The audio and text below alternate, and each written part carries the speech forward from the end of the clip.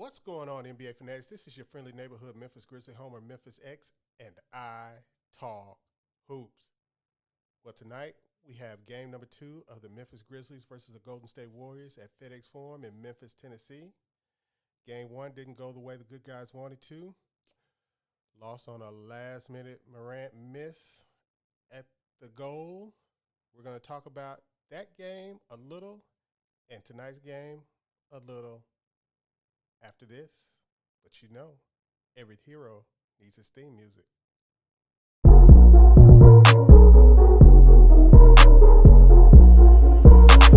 Piano. Grizz gang, go hard. Baddest in the game, we be on one. I talk hoops, so secure. All up on the court, but we gon' score. Memphis bringing heat straight from Tennessee. Ja Morant spiking, let's go for he that. Well, if you heard my game 1 preview for the Grizzlies versus the Warriors, you should know that I am pretty happy right now with how things went. There are a few adjustments that I think need to be made for game 2, but as far as game 1 went, the Warriors started Gary Payton instead of Jordan Poole, which was good. Now, Jordan Poole still got off because Jordan Poole is a great player, and he's going to do that from time to time. So we got the ridiculous Jordan Poole game out the way. Now, I wouldn't say the Grizzlies – now, a lot of people have been talking about the Grizzlies had the advantage with Steph being in foul trouble, Clay being in foul trouble, Draymond getting tossed in the game. But – like I said, I think the problem with the Grizzlies in game 1 was the short turnaround from game 6 versus the Timberwolves, and that showed up in their defensive rebounding at the end of the game. And that's when Clay hit that three-pointer after the scrambles, you could tell the Warriors were getting offensive rebound after offensive rebound. Even though they were the smaller team out there, they were getting those long offensive rebounds. And I would hopefully like to chalk that up to a little fatigue from the short turnaround. You know, you got a little less juice in your legs to get to those loose balls, and sometimes that happens. So as far as game 1 goes, I think it was a rounding success. As you know, as a Grizzlies fan, a fan of one of the youngest teams in the NBA, I think the average age is just 24. Making it to the second round was the goal for the season. So the mission has been accomplished. What we're now working with is gravy. We are working with gravy. So we just want to see exactly where the Grizzlies are for the future and what we need to add for this team to be a championship contender. You know, even though it's possible that they can do it this year. But we have to get – this is like for what we've been joking about all season with the Grizzlies, data collection. So – the bright spots, Ja Morant and Jaren Jackson both went for over 30 points in the first game. The first duo, 22 and under, to do that since Kevin Durant and Russell Westbrook, 2 future MVPs that did that in the playoffs. So, now I'm not saying that Jaren and Ja Morant are 2 future MVPs, but listen, I ain't not saying it. You know what I'm saying? So that's where we're going to go with that. I'm not going to not say it.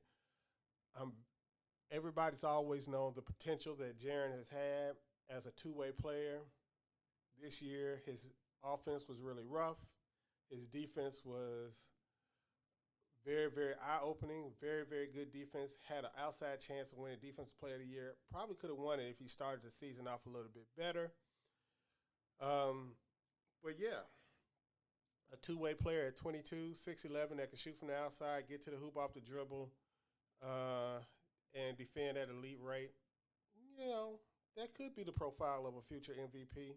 I mean, I'm just saying, if Jaren is the best defensive player in the league one year and is scoring 25 points per game, you're going to tell me he's not going to be in the running for MVP, especially if the Grizzlies are winning 55-plus games? So, hey. That was a positive. Ja Morant was a positive. And Ja Morant has basically on that last shot, it was so close. And we've seen Ja hit that shot all year. I think he was 3 for 3 in shots like that to tie or take the lead at the close of seconds this year. So it was kind of stunning for Grizzly fans to see Ja even miss a game winner, because we're so used to him pulling out the heroics and the theatrics and, doing stuff like that. He's been doing it his whole career. So, you can't be mad at that. The Warriors are a great team, a veteran team, and it's going to take a lot just to beat them. So tonight's game, what I would like to see is a little less Xavier Tillman. Hopefully he's not starting. I don't know. I haven't checked what the start lineups are going to be. I don't think they've even brought it out yet. But hopefully he's not starting. Steven Adams is still out on health and safety protocols. I would like to see a little bit more Kyle Anderson instead of Xavier Tillman or even Brandon Clark. That would be my optimal hope, but it seems like they're hell-bent on not starting Brandon Clark, even though he's one of the 5 best players on the Grizzlies. So hopefully we can get that, and then I think the rest will take care of itself, and we can go back to Golden State 1-1. And if we do that, you're going to hear a lot of talk between games of the Warriors being the older team, getting some rest. But I think the key point is there's going to be 3 days between games, and I think that will do wonders for Ja Morant and getting healthy, getting some rest, getting some juice back to his legs. Because as you can see, Ja Morant doesn't have the same bounce. He hadn't had the same bounce really since game 2 of the Wolves series. So hopefully 3 days rest will get him back there. And I think the Grizzlies have a real good chance if they take tonight's game of going up 2-1 in game 3. But first game's first. We're going to go to tonight. We need Desmond Bane to get back on track. We need Dylan Brooks to take some smarter shots in the game tonight. And we need Ja to maybe dial it back a little bit on the three-point attempts and let Desmond Bane hit some of those. But, he was 4 for 11, which isn't bad for Ja Morant from 3. So I guess, can we really complain about that? He's got to take the shots that the Warriors are giving him. He was 4 of 11 from 3, 10 for 20 from 2. So, you got to take what the Warriors give you. Ja Morant, 34, 10, and 9 in his first Western Conference semifinal game. Jaren, 33, 10, and 1 with only 1 block.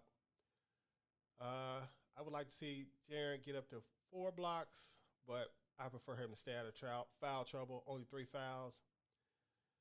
The problem is Xavier Tillman only played 13 minutes, and he was a -10 in those 13 minutes. So, yeah, he's really affecting the game in the little minutes he plays. And, 13 minutes, only 2 points. He's not really doing enough offensively or defensively to warrant the slow starts that we've had for the last 5 games with him in. So, yeah.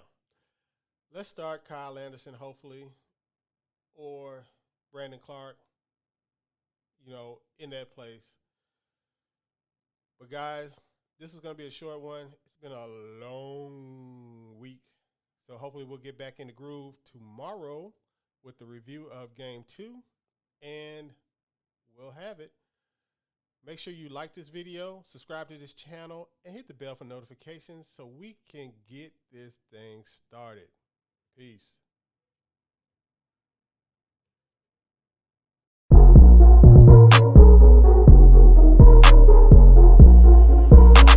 Piano.